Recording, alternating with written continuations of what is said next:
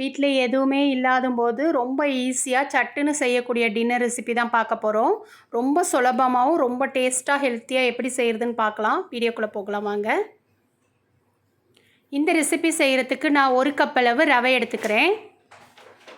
1 cup அளவு ரவைக்கு 1/2 cup அளவு கட்டியான தயிர் போட்டிருக்கேன். இப்போ நல்லா மிக்ஸ் பண்ணிவிட்டு ஒரு 10 நிமிஷம் அப்படியே மூடி வச்சுருங்க.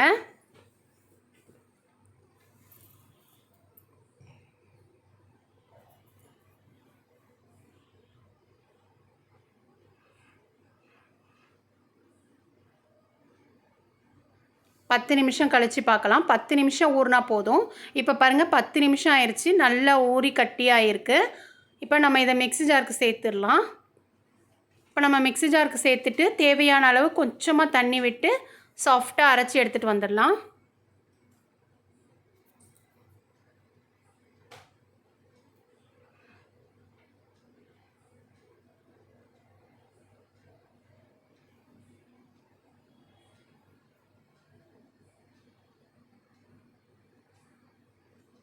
தண்ணி ஃபஸ்ட்டே அதிகமாக ஊற்றிடாதீங்க. தேவைப்படும் போது பார்த்து ஊற்றிக்கலாம். இப்போ நல்லா சாஃப்டாக அரைச்சி எடுத்துகிட்டு வந்துட்டோம் பாருங்கள். இந்த அளவுக்கு நல்லா சாஃப்டாக அரைச்சி எடுத்துக்கோங்க. நான் அதே பவுலுக்கே ட்ரான்ஸ்ஃபர் பண்ணிடுறேன். இது அப்படியே இருக்கட்டும்.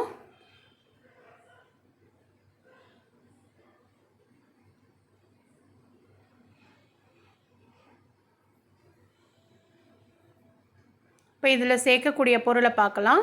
ஒரு பேனில் ஒரு 2 ஸ்பூன் அளவு ஆயில் விட்டுக்கோங்க. கடுகு போட்டு பொரிஞ்சதுக்கப்புறமா அடுத்த பொருள் போடலாம். இப்போ நான் 1 ஸ்பூன் கடலைப்பருப்பு போட்டிருக்கேன். 1 ஸ்பூன் ஜீரகம் போட்டுக்கிறேன்.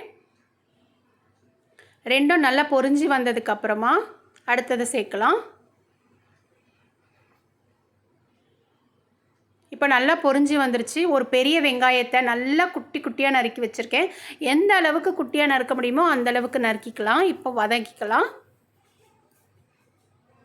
இப்போ நான் 2 பச்சை மிளகாயை நறுக்கி வச்சுருக்கேன். அதையும் சேர்த்துக்கோங்க. நான் ஒரு பாதி கேரட் எடுத்து நல்ல பொடியாக நறுக்கி வச்சுருக்கேன். அதையும் சேர்த்துக்கலாம். இப்போ நான் ஒரு பல்லு தேங்காயே நல்ல பொடியாக நறுக்கியிருக்கேன். இது ஆப்ஷனல் தான். இது சேர்க்கும்போது ரொம்ப கடிப்படும் போது டேஸ்ட்டாக இருக்கும். அதனால் சேர்த்துக்கிறேன். உங்களுக்கு விருப்பமாக இருந்தால் சேர்த்துக்கலாம், இல்லைனா ஸ்கிப் பண்ணிடலாம். கருவேப்பிலை ஒரு கொத்து சேர்த்துக்கோங்க. இப்போ நல்லா மிக்ஸ் பண்ணி கொடுத்துடலாம்.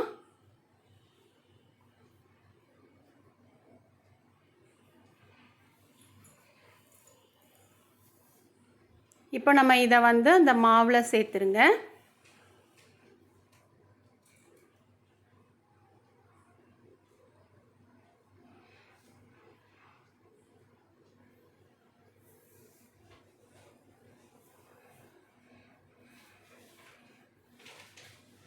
இப்போ இதுக்கு தேவையான அளவு 1 ஸ்பூன் உப்பு போட்டுக்கலாம். 2 சிட்டிகை பெருங்காயத்தூள் சேர்த்துக்கோங்க. இஞ்சி ஒரு துண்டு சேர்த்தேன், அது ஸ்கிப் ஆயிடுச்சு. இஞ்சி ஒரு துண்டு சேர்த்திங்கன்னா இன்னுமே நல்ல டேஸ்ட்டாக வாசனையாக இருக்கும். இப்போ பாருங்கள், இந்த அளவுக்கு பக்குவம் இருக்கணும். ரொம்ப தண்ணியாகவும் இருக்கக்கூடாது, ரொம்ப கட்டியாகவும் இருக்கக்கூடாது. இது அப்படியே ஒரு 10 நிமிஷம் மூடி வச்சிடலாம். 10 நிமிஷம் கழித்து தவா வச்சுக்கலாம்.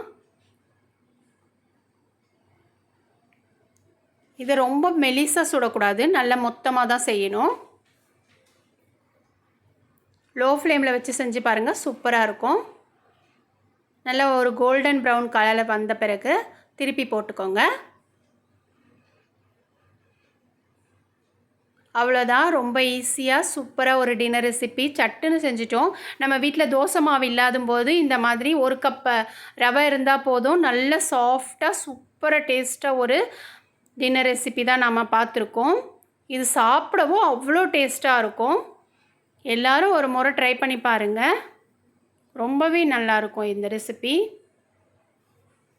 பார்க்க எவ்வளோ நல்லா இருக்குது பாருங்கள். சாப்பிடவும் ரொம்ப டேஸ்ட்டாக இருக்கும்.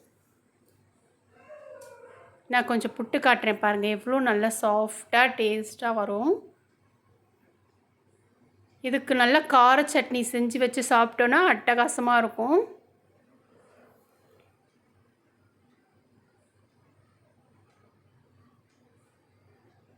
அடுத்த ரெசிப்பியில் பார்க்கலாம். தேங்க்யூ.